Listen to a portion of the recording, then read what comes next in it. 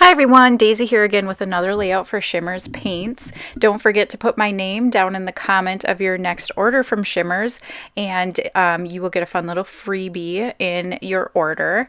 I am doing a different kind of project for me today. I am doing a canvas. I've seen these beautiful Luna moths everywhere and I'm like, ooh, I can totally do that. So I started by sketching this out on a canvas, and then I made the mistake and gessoed over that, which you can see in the background kind of smeared all over. But I'm like, it'll be fine. I'm going to paint over it anyway, right? I used the Faber-Castell Artist Pit pens on top of the gesso to trace over all of my lines. And that is important because it's made with India ink and it's waterproof. So it helps with the painting part of it. It doesn't smear the lines all over the place. Now, if you concentrate too much in one area, will it smear? Yes. So you got to be a little bit careful and make sure that your pen is dry before you go painting by it. But anyhow, I started out painting the Luna moth with the Later Gator color. That is from the Forget Me Not Tones collection, which is a set of green colors that are available from Shimmerz, and they go really well together. Now this color that I'm using is the Key Lime, also from that collection. And I also did use Justin Lime, which is another green color, mixed in with that background green. I just kind of layered them together. And so that's all I'm doing here. Like, I don't know anything about shading or coloring, other than what looks good to my eye. So I am just adding colors as I see fit where I think they need to be. So I am not like a professional painter at all, as you can very well clearly tell from this, but it's so much fun to do this, and I really like how this project turned out. So even though you might be nervous trying something new, I say go for it, because these canvases are like 5 for $10 or something, so it's totally worth it. So now I am using Hint of Mint, and this is one of the mists, and I really love using the mists for projects like this because I'm kind of a lazy scrapper, so I like that they are already, all watered down for me. I love the other colors though, and the way that you can change to fit the color that you need by how much water you add. I think that's fantastic too. So I'm just using a really tiny paintbrush here and just filling in the lines. Like I said, I did draw the background in pencil first, and then went to town down on the bottom, adding mushrooms and those white flowers and some, just leaves and stuff like that. So again, just layering on the color here, still using the Hint of Mint. When you add it to these other green colors, that really you can see how it changes the color and it makes it look different. I mean, it looks more green, whereas I feel like on the bottom it looks more blue or minty colored. So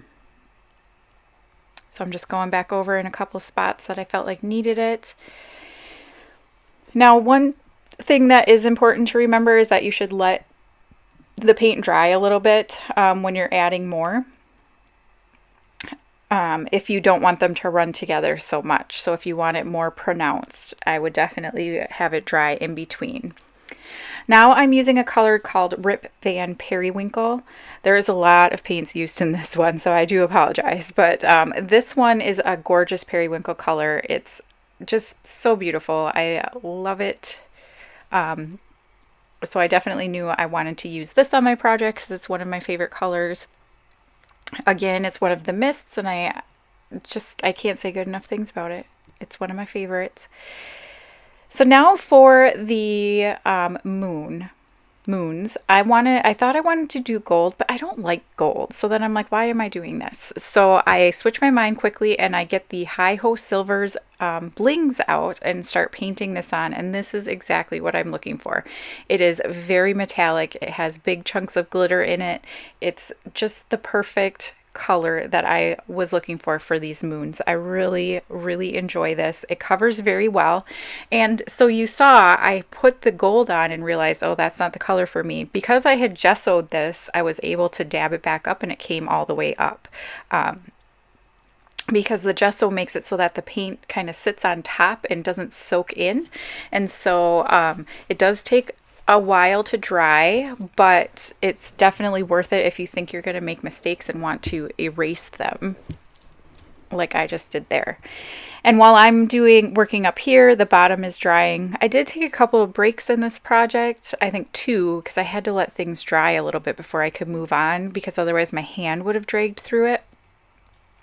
So now I'm coming in with this green goddess color. It's a darker green color. It's very shimmery. And I'm going to paint all of these little leaves in. Again, I'm trying to, stay in the lines and everything. I'm also trying not to paint over the lines because some of these colors, like this one, for example, has very good coverage. And so it would kind of cover up the line a little bit because it can, it's not a thicker paint, but the consistency I have it at right now, it is a little bit thicker because I wanted the color to really stand out. So it could paint over the marker. So I'm trying really hard to stay in the lines so that you can see the black outline. And you're going to keep seeing the top of my head. Luckily, this is sped up really fast because I'm pretty sure I had not maybe brushed my hair this day. So yeah, I'm glad you can't see the top of my head for, long periods of time. I guess if you really want to see my terrible hair, you can pause it, but I don't recommend. So just going through, adding all these colors. I mean, it's the same color. It's the green goddess, but adding it to each one of these little leaves. And I like the way that the paint is pooling in different areas so that it doesn't look, it looks more natural, I guess. So it doesn't look like it's all one color. And then this color that I'm using is called Blue Lagoon, and it is a kind of teal color. I would say teal. And I thought that the mushrooms needed to be a little bit darker. And so I'm adding the shading in with that hint of mint that I already had on the background. I think those mushrooms are so fun and they're so easy to draw. This color that I'm pulling out is the Walking a Tight Heliotrope. This is another purple color. I guess I would describe it as almost a darker periwinkle, maybe, or like a grayer purple. I don't know. Purple is my favorite color, so it doesn't matter. It's gorgeous and I love it. I'm just such a huge fan of purple, and I'm sad that it's not used more often. So I'm going to use it here. This color is Wisteria Lane. Again, it's a very shimmery purple color. It's a lighter purple. And if you're wondering, so for my Shimmerz paints, the original Shimmerz, they come with the, so they come already ready to go. Like you don't have to put any water in them. And so I use the end of an old paintbrush. Actually, it doesn't even have the brush on it anymore. It's literally just the stick for the paintbrush. And I stir mine up because all of the glitter and stuff will settle down at the bottom sometimes. And so if you stir it up really well, you'll get the beautiful color. All of the, all of the color and all of the glitter and everything that makes it the fantastic paint that it is. Gets all mixed together, and so that you get a really good coverage with it. So I did want the insides of my flowers a little bit darker, so I used Plum Tuckered Out, and this Vibes, which is Before Dawn, which is a black color. So the Plum Tuckered Out is a darker purple and then a black. And I'm adding that to the centers of each of the flowers just to add some shading and make it look more realistic, I guess. Again, I have no idea what I'm doing. I am just doing what looks good to me. So starting out with the Wisteria Lane, and then I'm going to add some of the Plum Tuckered Out, and then the Before Dawn Vibes. And I'm just trying to do like where I think the shading should be, where I think it would look, you know, right or more natural, I guess. I don't know. I'm just making it up as I go along. Whatever looks good to me, that's what we're doing. That's where we're going to put that paint. So I wanted to pull out another color, green. I know this is a lot of green for me. Like, I don't usually use green, but these were just calling to be used. So this one is called Hermit the Frog, and it is more of a yellowy green. And so I thought all the little leaves and the flower leaves would be perfect in this color. It doesn't take away from the moth itself because they're different colors, but yeah. And then I'm going to come in with a little bit of the, I believe this is the Forget Me Not, and just add a little bit of shading in there. And then I had to let all that dry. So now we're going to be working on the sky, and I wanted it to look like a night sky. And I don't know if you can tell, but I had drawn little stars in there, but I don't end up going back and putting them in because I really like how the like night sky turns out. So I'm just going to leave it the way it is.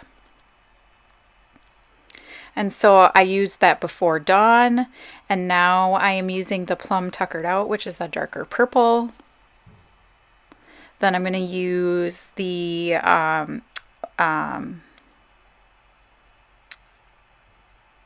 Sapphire. Yes, Sapphire. Which is a beautiful, beautiful blue. It's so like jewel toned. Yes, it's gorgeous. I love this color. And I'm trying to be careful and go around the moons and not have it all run together. The moons are completely dry here, so that helps a lot. And then this color is Frostbite. Yes, Frostbite. Frostbite? Oh. Actually, I think this might be Rip Van Periwinkle again.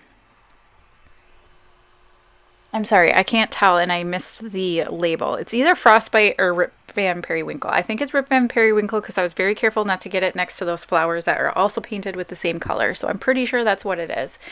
And I just really like how that turned out. And then I'm coming in with just a big paintbrush and adding some water so that it can kind of run together and work its way together, because I didn't want it to look like, you know, just lines of the color. So I'm just going to do that so that they run together a little bit. And then down at the bottom here, I'm going to use the Granny Gray, which is a spritz. And this is a very shimmery color. Oh, it's not really a color, I guess. It's gray. So, I just wanted to fill in like around all of the little pieces down at the bottom because you could see a lot of the pencil marks, like the smeared ones. So I wanted to make it look more intentional. So I thought gray would be perfect for kind of hiding those mistakes. And so I'm just going in and out, just trying to make sure that I'm not like making the colors run together, which down here they're pretty much dry. So just, you know, filling everything in. But yeah, so that's pretty much the end of my project. I hope you enjoy this. I know that it's something a little bit different, but I really enjoyed making this, and I thought that you guys might enjoy watching it. I say, even if you are not an artist, even if you don't think you have any skills, just give it a try. Why not? Why not? Because this made me so happy. My daughters love it. They're fighting over it. You know, I'm so proud of myself for doing this. And so I recommend just go for it. Just try it. If it doesn't turn out, it doesn't turn out. You can just gesso over it and start over, right? But thank you again so much for watching.